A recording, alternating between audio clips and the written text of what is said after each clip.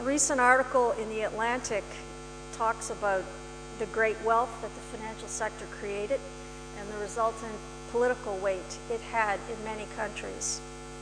It talks about the flow of individuals between Wall Street and Washington, about a whole generation of policymakers, regulators, and central bankers who are mesmerized by Wall Street.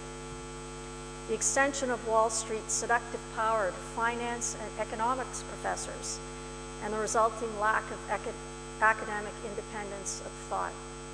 And lastly, it talked about the cult of finance seeping into the culture at large with books and movies that became bestsellers and increased Wall Street's mystique.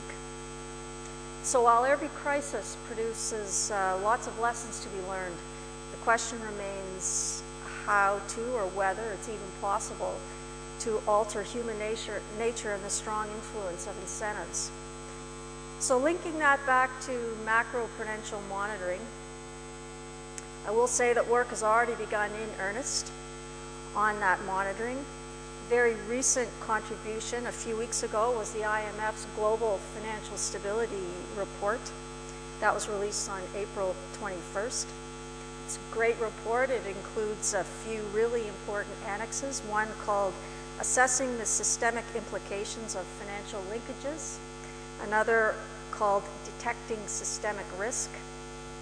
And there are lots of good ideas in that work, but tellingly, the report also talks of serious data issues and a multitude of complications in sorting all of this out. So the message is we have a long way to go, and there is no silver bullet. That being said, forcing more monitoring and more discussion on the results of that monitoring will help expand our information base and hopefully will help to counteract powerful forces, incentives, human nature, etc. But they are very powerful forces. Now the second point in the Claudio Borio paper is the need to calibrate policy tools so as to encourage the buildup of buffers in good times so that they can be drawn down in bad times. This would help banks absorb shocks and might also restrain the growth of risk-taking in good times. But that is extremely challenging. Proposals include tying a portion of a bank's capital to macroeconomic indicators like credit growth or asset prices. Some are now looking at whether we should focus more on bank-specific indicators like the risk premium a particular bank is charging or growth of earnings of individual banks. The idea is to lean against the wind from a macroeconomic perspective and to build up cushions of bank capital in good times which can be drawn down in bad. That is extremely challenging because we cannot accurately predict business cycles. There are lots of false signals, and changing bank capital requirements based on where in the cycle an economy is, knowing when to start and then stop the increase in capital requirements is a tall order. We would also need to know when to start decreasing those capital requirements. And many have also suggested that discretion be removed and that we try to make that increase or decrease in capital requirements automatic. That would involve predicting business cycles with a lot more precision than we have today. And today we have no track record to speak of. And while much time has been spent trying to forecast business cycles, not as much time has been spent monitoring the build-up to and the bursting of asset price bubbles. The hope is that we can find a more reliable indicator there as well. But thinking on that topic in itself is in its infancy. Until very recently, many have said it's impossible to lean against growing asset bubbles. Now, central banks are rethinking whether it is possible. Time will tell. Here are a few examples about what I mean when I say we don't have much ability to predict regular business cycles with accuracy. The Bank of France, for example, has noted that one of the most striking examples is the last US recession of 2001, which few economists had anticipated.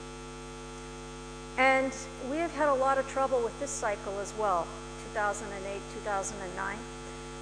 We now see that once the bubble burst, it took time to figure out what we were dealing with, and we got it wrong there too. When the bubble burst in the fall of 2007, many thought we were dealing with a liquidity crisis. Several months later, it was clear it was a solvency crisis. Further, for some months, many felt this was a cyclical downturn, and now it is clear that it is something much more. In early September 2008, the median growth forecast, as you know, in the U.S. was, for the fourth quarter, was 0.2%. The actual outcome was a 6.3% annualized decline. So developing a rule based on a macroeconomic indicator that automatically increases capital requirements in an upswing and then automatically decreases them in a downturn is very, very difficult. There are risks if we get it wrong on the upside, but also very serious risks if we get it wrong on the downside.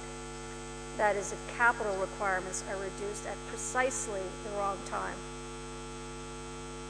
There are a host of other issues we would need to look at as well in assessing whether we can calibrate macroprudential policy tools in the area of capital. If a bank knows that its risk-based capital requirement will be increased by a multiplier based on a macro indicator that it does not control, then it will have every incentive to manipulate capital by minimizing the capital base, because that base ultimately gets multiplied up. Thus, there might be more of an incentive for a bank to have a less prudent, more point-in-time methodology. Another key issue is what indicator you might use as a basis for that multiplier. It could be a macro indicator like growth in the economy, but global growth does not necessarily match domestic growth. And even in a domestic economy, different regions can have very, very different rates of growth.